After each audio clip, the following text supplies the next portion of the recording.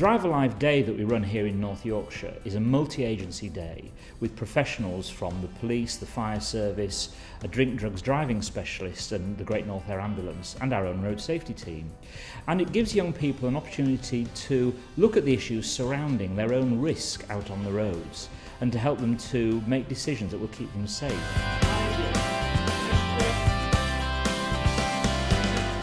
Young people face different pressures on them compared to a more experienced driver.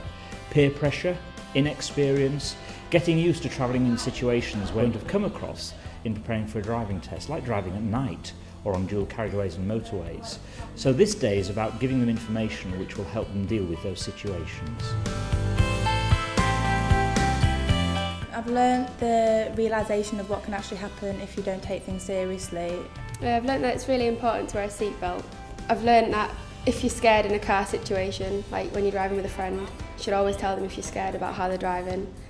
You don't know what's going to come around the corner, you don't know what's going to happen to you. It's been worthwhile because you basically just learnt about how severe things can get in like crashes and the difference between crashing at 30, crashing at a higher speed when you're not meant to. Also learnt useful information about how to buy a car, all the details and all the things you need from it, and good advice about what type of car to go to, because you learn that as well. We've done the Drive Alive programme here for quite a few years in actual fact, and we think it's really, really important to collapse the timetable for a day and yet let Year 12 have this experience, to have a bit of a fun day, to have some information, but also to have quite a hard-hitting message at the end about the fact that driving has got quite a few sort of issues to deal with as well as there's the fun aspect to it, but you have to be careful with what you're doing. On a Drive Alive Day, we look at issues other than the practical skill of handling a car. We look at things that are going on that might influence the way the driver behaves, the choices that they make as a driver, and sometimes those choices can lead to disastrous consequences. And I'm afraid we introduce them to a family who've experienced that, so that they can tell firsthand what it's like to live with the loss of a loved one. Seeing the man and the lady about the son made me really think that he was only young and like I'm going to get to that age and I'm going to be driving. Makes you realise you've just got to be extra careful because you don't know what's coming around the corner and you don't know what can happen, and just to stay safe really and always wear a seatbelt. I think really the things I would say to people is just think what you're doing. Everybody thinks that nothing's ever going to happen to them, but unfortunately it happens to lots of families around the country. So think about the speeds you're going, ease off, read the road a little bit better, don't overload your car with friends, ignore what your friends are saying, drive to your own abilities. Avoid having any alcohol, avoid using your mobile phone when driving, keep those distractions down to a minimum and just concentrate on what's going on. And if you're going to be late home, let somebody know.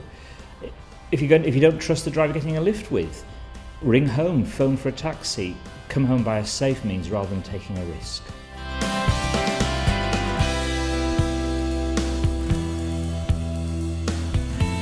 A big problem with young drivers is lack of experience, so I would advise gaining more experience by undertaking a Pass Plus course once you've passed your driving test. Here in North Yorkshire we have an enhanced scheme whereby we subsidise as an authority the cost of that and also have a new driver discussion group. But look at websites as well. Our own is roadwise.co.uk and there's lots of useful advice on there. But don't be afraid of asking for help and don't take those risks.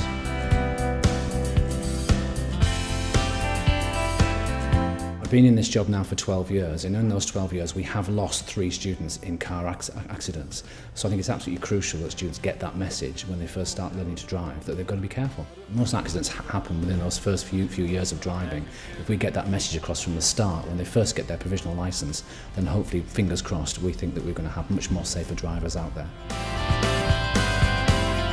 I think it's been worthwhile because you learn things that you haven't realised before, mainly because it gives you a different perspective. You've got to just think about your own safety and make sure that everyone else and who you're driving with is going to be safe as well.